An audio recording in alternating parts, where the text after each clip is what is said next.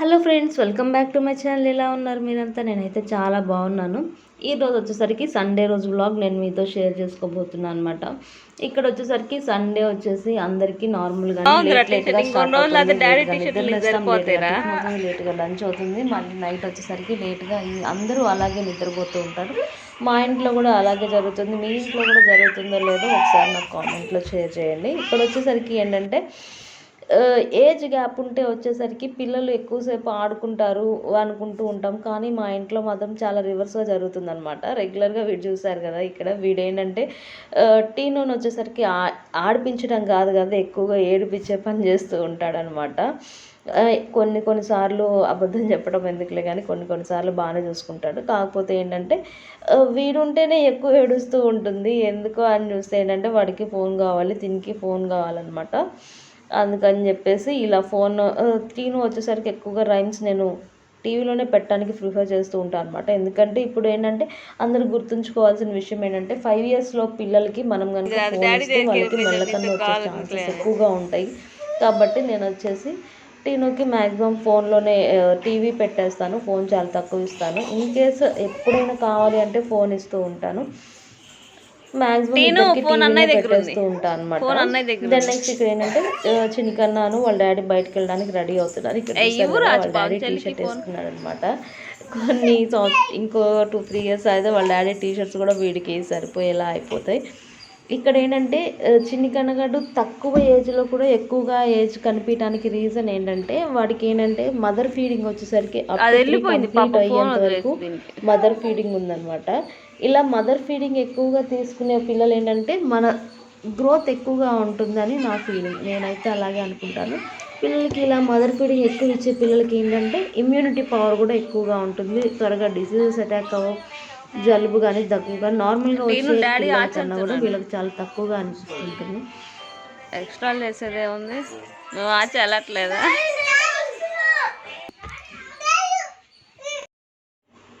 మా ఇంట్లో ఏంటంటే టీని రెగ్యులర్గా ఎవ్వరు ఎన్నిసార్లు బయటకు వెళ్తే అన్నిసార్లు రౌండ్ వేయాల్సిందే. రౌండ్ వేసిన తర్వాత వాళ్ళు ఎక్కడికైనా బయటకు వెళ్ళాలన్నమాట. ఇన్ కేస్ రౌండ్ వేయకుండా వెళ్ళారే అనుకోండి, వాళ్ళ పని అయిపోయినట్టే అనమాట. ఇప్పుడు చూసారు, రౌండ్ వేసిన తర్వాత కూడా ఇంట్లోకి రావడానికి దాదాపు 10 minutes పడుతుంది.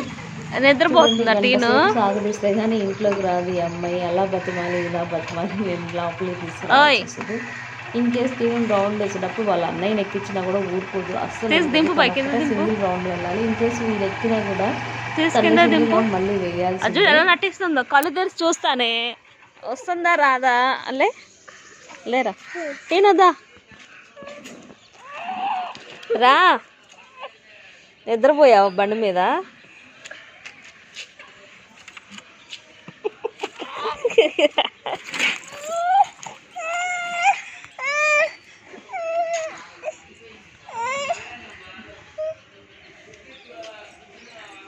దమ్మా ఇంకరా, డాడీ ఆచెల్లి వస్తాడుదా. వెళ్ళొచ్చాలి వెళ్ళి రాగానే వద్దులే, నువ్వు చూస్తే ఇంకా ఆడొచ్చుద్ది.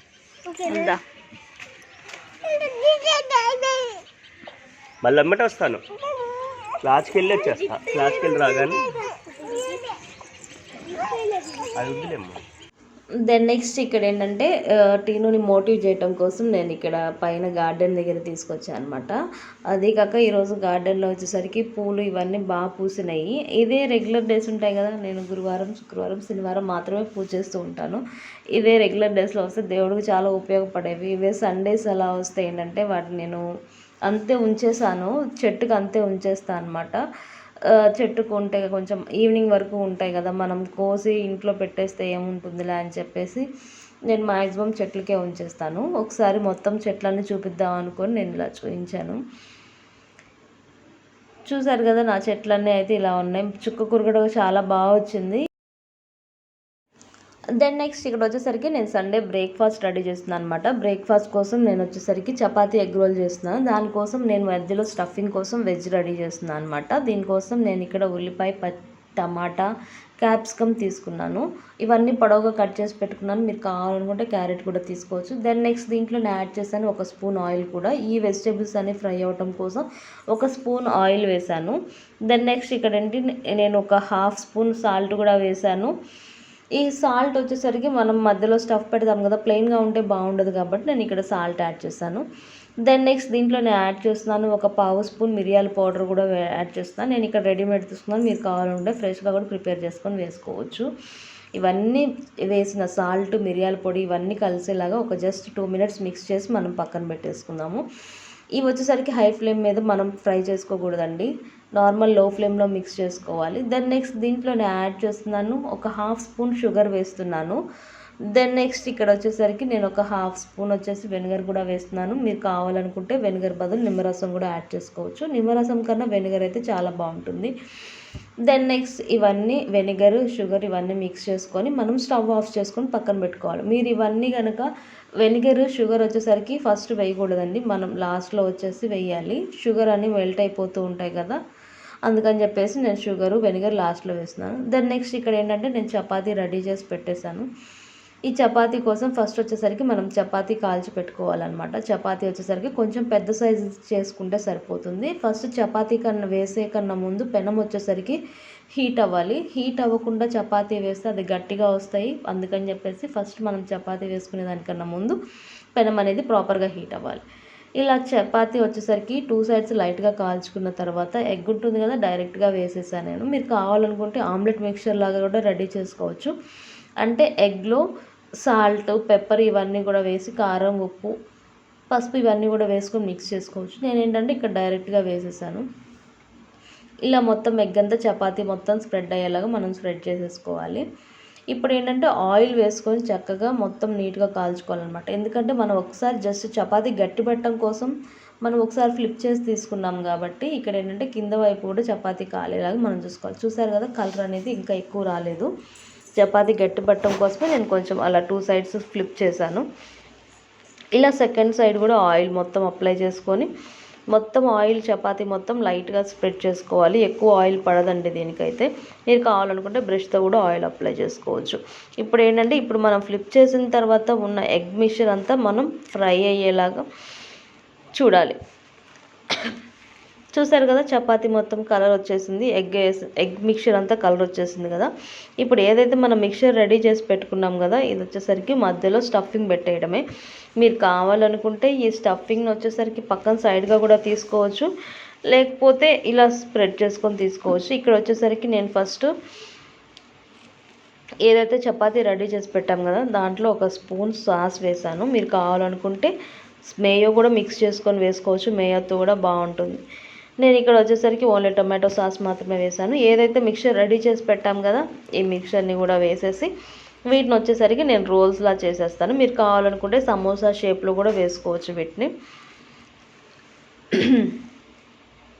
చూసారు కదా, ఇలా రోల్ చేసేసి వీటిని కట్ చేసేసి సర్వ్ చేసుకుంటే అంతే. వీటిని సాస్తో తింటే చాలా బాగుంటుంది, మేయోతో కూడా బాగుంటుంది. డెఫినెట్గా ట్రై చేయాల్సిన రెసిపీ అనమాట ఇది, ట్రై చేయండి మీరు కూడా. సో ఫైనల్గా అయితే చపాతీ రెడీ అయిపోయిందండి. నేను ఇలా సర్వ్ చేసేసాను, ఒక ప్లేట్లోకి తీసుకొని సర్వ్ చేసుకుంటే సరిపోతుంది. దెన్ నెక్స్ట్ వచ్చేసరికి ఇది సండే ఈవినింగ్ అని చెప్పాను కదా, సండే ఈవినింగ్ వచ్చేసరికి మాకు కొంచెం దూరంలో, గుంటూరుకి కొంచెం దూరంలో ఒక ప్లేస్ ఉందన్నమాట. ఆ ప్లేస్ని చూడడానికని వెళ్తున్నాము. ఈవినింగ్స్ అయితే బాగుంటుంది కదా అని చెప్పేసి బయలుదేరి వెళ్తున్నాం అనమాట. ఇక్కడ నుంచి ఏంటంటే మాకు ఇన్నర్ రింగ్ రోడ్ ఉంటుంది కదా, ఇన్నర్ రింగ్ రోడ్ నుంచి కొంచెం దగ్గర అనిపిస్తూ ఉంటుంది. ఈవినింగ్స్ సన్సెట్ చూద్దామని ట్రై చేస్తున్నాను, కానీ ఏంటంటే రియల్గా విజువల్గా చూడటానికి అయితే చాలా బాగుంది. కానీ ఏంటంటే ఫోన్లో ఏంటంటే ఒక చిన్న స్పాట్ లాగా మాత్రమే అనిపిస్తుంది. ఇక్కడ ఏంటంటే సన్సెట్ అయ్యేటప్పుడు పిల్లల్ని తీసుకొని వెళ్తే బాగుంటుంది కదా, కొంచెం సేపు టైం స్పెండ్ చేసినట్టు ఉంటుంది అనుకున్నాము. కానీ ఏంటంటే అక్కడికి వెళ్ళేసరికి చీకటి పడిపోయింది.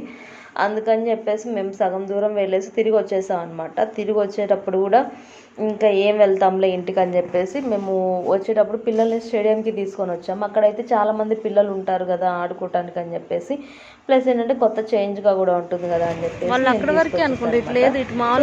అయితే మేము వచ్చేసాము స్టేడియంకి. ఇక్కడ ఏంటంటే చాలా మంది పిల్లలు వచ్చేసరికి స్కేటింగ్ చేస్తున్నారు. వాళ్ళ బాడీ చెప్తే అలా పలుకుతున్నారు, కాళ్ళు మొత్తం అసలు ఎలా కాకపోతే ఓన్లీ స్కేటింగ్ చేసుకోవాలి. అందుకని చెప్పేసి వీడియో షూట్ చేద్దాం అనుకున్నాము. కానీ ఏంటంటే పిల్లలకి ఏంటంటే ఉంటే ఉంటారు, మెంటల్గా ఫిట్గా ఉంటారు. ప్లస్ ఏంటంటే ఎప్పుడు స్కూల్స్కి వెళ్ళి రిపీటెడ్గా చదివి ఉండే వాళ్ళకి ఏంటంటే ఇలాంటివి పెడితే బాగుంటుంది. మేము కూడా జాయిన్ చేద్దాం అనుకున్నాము. ఆల్రెడీ వీడికి ఇలాంటి స్కేటింగ్ వీల్స్ కూడా ఉన్నాయి. ఎలాంటి ప్రాక్టీస్ లేకుండా వాడంతటికి వాడే ఇంట్లో రోబోలాగా స్కేటింగ్ వీల్స్ వేసుకొని తిరుగుతూనే ఉంటాడు. ఇక్కడ పిల్లలందరూ చాలా బాగా చేస్తున్నారు. దెన్ నెక్స్ట్ ఏంటంటే ఇక్కడ ఓన్లీ స్కేటింగే కాదండి, indoor games, outdoor games timings ప్రకారం నేర్పిస్తూ ఉంటారు. ప్లస్ ఏంటంటే పిల్లలు కొంచెం స్టౌట్గా ఉన్న పిల్లలు కూడా బాడీ తగ్గడానికి కూడా వాళ్ళు కొన్ని చిన్న చిన్న ఎక్సర్సైజెస్ ఉంటాయి కదా, అవి కూడా చేపిస్తారు అనమాట. చూసారు కదా వీళ్ళందరూ దీంట్లో 5 years ఏజ్ పిల్లలు కూడా ఉన్నారనమాట. అసలు ఎంత బాగా చేస్తున్నారంటే వాళ్ళ ప్రాక్టీస్ మేక్స్ మ్యాన్ పర్ఫెక్ట్ అంటే ఇంతే మరి. గుడ్డిగా ఉన్నారు కానీ వాళ్ళు చూడు ఎలా వెళ్తున్నాడు. అదే ఎల్లో కలర్ టీ షర్ట్, అసలు బాడీ అంతా ఫ్రీగా ఉంది వదిలేసి. సన్నగా ఉన్నాడు ఉండటానికి, ఎంత స్వీట్గా. చూసావా చిన్నకన్నా సన్నగా ఉంటే బెనిఫిట్ అది.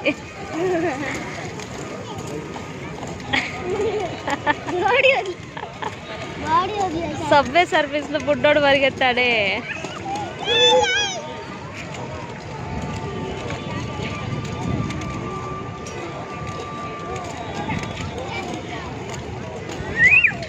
ఈడవాడు చిన్నకన్నా గడ్డ అంటాడు.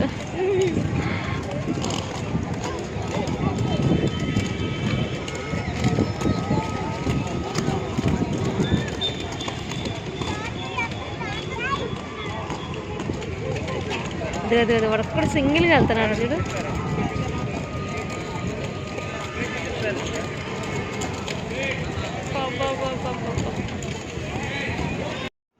దెన్ నెక్స్ట్ ఇక్కడ ఏంటంటే టీను వచ్చేసరికి ఇక్కడ చాలామంది రన్నింగ్ చేస్తూ ఉంటారు. ఆ రన్నింగ్ చేసే వాళ్ళతో ఏంటంటే దీనికి ఎందుకు వాళ్ళు పరిగెత్తున్నారో తెలియట్లేదులే కానీ నేను కూడా పరిగెత్తా అని చెప్పేసి స్టార్ట్ అయిందనమాట. వాళ్ళ డాడీ కూడా వెనక్కి వెళ్ళి తీసుకొస్తూనే ఉంటాడు. చూసారు కదా చాలా వరకు ఆల్మోస్ట్ పరిగెత్తుతూనే ఉంటుంది. పిల్లలకి ఏంటంటే కాళ్ళ నొప్పులు వస్తాయో లేవు, పాపం వాళ్ళు నోరు లేని వాళ్ళు కదా, ఏం చెప్తారు. మనమైతే అది నొప్పి ఇది నొప్పి అని చెప్తూ ఉంటాం. కానీ ఏంటంటే వాళ్ళు చెప్పలేరు, మనమే అర్థం చేసుకోవాలి ఎంతసేపు ఉన్నా కూడా. ఇలా ఏంటంటే చాలాసేపు ఆడుకున్న తర్వాత ఒక 2-3 hours మేము గ్రౌండ్లో అయితే స్పెండ్ చేసాము. అంత స్పెండ్ చేసిన తర్వాత వెయిట్ చూసుకొని చివరికి ఇంటికి వచ్చాము అనమాట. ఆ వెయిట్ చూసిన తర్వాత ఒకటైతే రియలైజ్ అయ్యాము. ఏంటో అది నెక్స్ట్ వీడియోలో చెప్తాను నేను. సో ఫైనల్గా అయితే టీను పరిగెత్తేసి ఇంటికి వచ్చే రౌండ్ కంప్లీట్ చేసుకొని వచ్చిందనమాట. వాళ్ళ డాడీ వెళ్ళి తీసుకొచ్చేసారు. చూసారు కదా గ్రౌండ్ అంతా దీనికోసమే వేసినట్టు మొత్తం పరిగెత్తూనే ఆడుతూనే ఉంటుంది. సో ఫైనల్గా అయితే స్టేడియంలో మేము ఇలా అయితే స్పెండ్ చేస్తామండి టైం అంతా. దెన్ నెక్స్ట్ ఏంటంటే సండే మార్కెట్ మాకు రెగ్యులర్గా జరుగుతూనే ఉంటుందన్నమాట. ఇక్కడ ఏంటంటే చిన్నకన్నగడికి చెప్పులు కావాలి. ఇవేంటంటే ఆల్రెడీ బెల్ట్వి ఉన్నాయి. అవేంటంటే బెల్ట్వి వేసుకొని రెగ్యులర్గా వెంటనే వెళ్ళి వెంటనే రావాలంటే కుదరట్లేదు, టైం టేకన్ అనమాట ఈ ప్రాసెస్ అనేది. అందుకని చెప్పేసి ఈజీగా ఫ్లెక్సిబుల్గా ఉండటం కోసం అలా వేసుకొని ఇలా తీసేయడానికి అని చెప్పేసి ఒక పేరు తీసుకొచ్చాం. ఏదైనా అక్కడ కొన్న తర్వాత ఇంటికి వచ్చిన తర్వాత ఒకసారి చూసుకోవడం మళ్ళీ అలవాటు కదా, అందుకని చెప్పేసి వచ్చిన తర్వాత మళ్ళీ చెప్పులు వేసుకొని చూసి ఆడుతూనే ఉన్నాడు. ఆ చెప్పులు కొత్త చెప్పులు ఏదైనా కొత్త వస్తువు ఏదైనా తీసుకొచ్చాము అంటే దాన్ని ఒక 2 రోజులు మామూలుగా వాడు, తర్వాత దాన్ని పక్కన వేసేస్తాడు.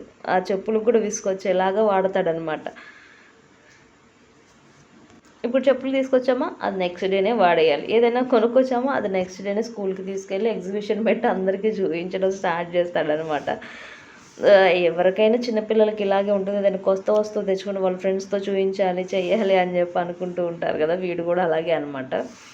సో మేము కూడా ఏంటంటే చిన్నపిల్లలు ఇలాగే ఉంటారు కదా అని చెప్పేసి వదిలేస్తూ ఉంటాము.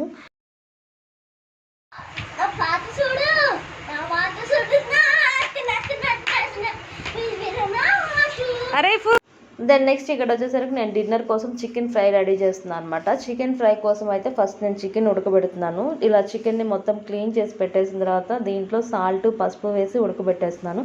సాల్ట్ వచ్చేసరికి ఎవరి టేస్ట్ ప్రకారం వాళ్ళు వేసుకుంటే సరిపోతుంది. దెన్ నెక్స్ట్ పసుపు వచ్చేసరికి 1 స్పూన్ అయితే సరిపోతుంది. ఇలా వేసి చక్కగా వాటర్ ఏం వేయకుండా ఉడికిచ్చేసాను.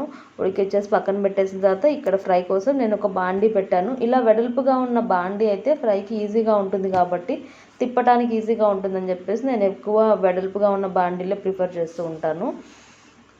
ఇక్కడ వచ్చేసరికి నేను కాపర్ బేస్డ్ బాండీ తీసుకున్నాను. మీకు కావాలనుకుంటే అల్యూమినియంవి ఉంటాయి కదా, అవి కూడా యూస్ చేసుకోవచ్చు. దెన్ నెక్స్ట్ ఇక్కడ నేను యాడ్ చేస్తున్నాను ఈ బాండీలో వచ్చేసరికి ఒక 2-3 స్పూన్స్ ఆయిల్. ఫ్రై కాబట్టి కొంచెం ఎక్కువే పడుతుంది అనమాట ఆయిల్ అనేది.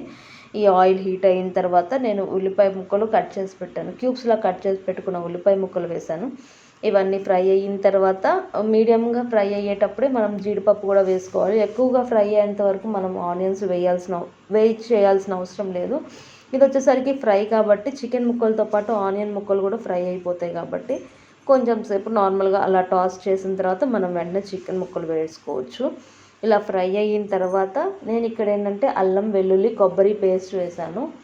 ఇది వచ్చేసరికి ఈ చికెన్ ఫ్రైకి ఇది బాగుంటుంది. గట్టిగా వేసుకోవాలండి, వాటరీగా అస్సలు వేసుకోకూడదు. కొంచెం వాటర్ వేసుకొని గట్టిగా వేసుకోవాలి. ఇప్పుడు ఉల్లిపాయ ముక్కలు ఫ్రై అవుతున్నాయి కదా, ఈ ఫ్రై అయ్యే ముక్కల్లో ఏదైతే మనం మసాలా రెడీ చేసి పెట్టుకున్నాం కదా, ఈ మసాలా అంతా కూడా వేసేసి నేను చక్కగా ఫ్రై చేస్తున్నాను. ఈ ఫ్రై అనేది ఈ మసాలా ఫ్రై అయ్యిందని ఎలా తెలుస్తుందంటే ఆయిల్ అనేది పైకి తేలుతుంది కదా, పైకి తేలేంత వరకు మనం ఫ్రై చేసుకుంటే సరిపోతుంది.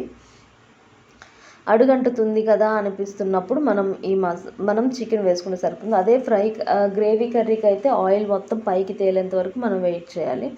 చూసారు కదా, ఇక్కడ అడుగంటడం స్టార్ట్ అయిందనమాట, అంటే మసాలా సెమీగా ఫ్రై అయ్యింది. ఇక్కడ ఏంటంటే ఫ్రై కాబట్టి ముక్కలతో పాటు మళ్ళీ మసాలా ఫ్రై అవుతుంది కాబట్టి ఇన్ కేస్ ఎక్కువ ఫ్రై అయితే మసాలా మాడిపోతుంది కాబట్టి నేను ఇక్కడ ఏంటంటే సెమీగా ఫ్రై చేశాను. దెన్ నెక్స్ట్ ఇక్కడ నేను యాడ్ చేస్తున్నాను, ఉడకబెట్టి పక్కన పెట్టాను కదా చికెన్, ఇవన్నీ వేసి మసాలా మొత్తం పట్టేలాగా నేను మిక్స్ చేస్తున్నాను. మసాలా మొత్తం పట్టేలా మిక్స్ చేసిన తర్వాత నేను ఇక్కడ ఏంటంటే ఆల్రెడీ చికెన్కి సరిపడినంత సాల్ట్ వేసాను కదా, ఇక్కడ ఏంటంటే మసాలాలో ఎలాంటి సాల్ట్ ఉండదు, చప్పగా తగులుతుందని చెప్పేసి నేను ఇక్కడ ఏం చేశానంటే ఒక పావు స్పూన్ వరకు సాల్ట్ వేసాను. సాల్ట్ వేసిన తర్వాత దెన్ నెక్స్ట్ వచ్చేసరికి ఫ్రైకి కరివేపాకు అనేది ఎక్సలెంట్ ఫ్లేవర్ని ఇస్తుంది. ఈ ఫ్రైకి ఇది వేస్తే చాలా బాగుంటుంది. అందుకని చెప్పేసి నేను ఇక్కడ ఒక రెబ్బ కరివేపాకు కూడా వేసి చక్కగా చికెన్ ముక్కలతో పాటు ఫ్రై అయ్యేలాగా నేను చూస్తున్నాను. చూసారు కదా, కర్రీ వచ్చేసరికి ఆల్మోస్ట్ రెడీ అయిపోతుందన్నమాట. కొంచెం ఫ్రై అయితే సరిపోతుంది. చూసారు కదా, ముక్కలు అనేది కొంచెం మంచి కలర్ వచ్చేంత వరకు మనం వెయిట్ చేసుకోవాలి. ఇన్ కేస్ ఫ్రై అవ్వలేదు, కలర్ రాలేదు అంటే ఆ ముక్కలు మనం పచ్చిగానే అనిపిస్తూ ఉంటాయి, ఉడుకుతాయి కానీ ఫ్రై అయినట్టు అనిపించవు అనమాట. ఇలా మొత్తం ఒకసారి మిక్స్ చేసుకోవాలి. చూసారు కదా, ఆల్మోస్ట్ వచ్చేసరికి చికెన్ అంతా ఫ్రై అయిపోయింది. చికెన్ ఫ్రై మొత్తం ఆల్మోస్ట్ రెడీ అయిపోయింది అనుకున్నప్పుడు మనం ఇక్కడ ఏం చేయాలంటే అప్పుడు కారం వేసుకోవాలి. ముందే కారం వేసుకోకూడదు, కారం వేసుకుంటే కర్రీ అనేది మాడిపోతుంది కాబట్టి మనం కారం చికెన్ మొత్తం ఫ్రై అయిన తర్వాత వేసుకుంటే బాగుంటుంది. దెన్ నెక్స్ట్ ఇక్కడ వచ్చేసరికి మా కారం మంట తక్కువగానే ఉంది కాబట్టి నేను ఇక్కడ 3 స్పూన్స్ వేసాను. 1/2 kg చికెన్కి వచ్చేసి మీరు కావాలనుకుంటే మీ టేస్ట్ని బట్టి మీ కారాన్ని బట్టి మీరు యాడ్ చేసుకోవచ్చు.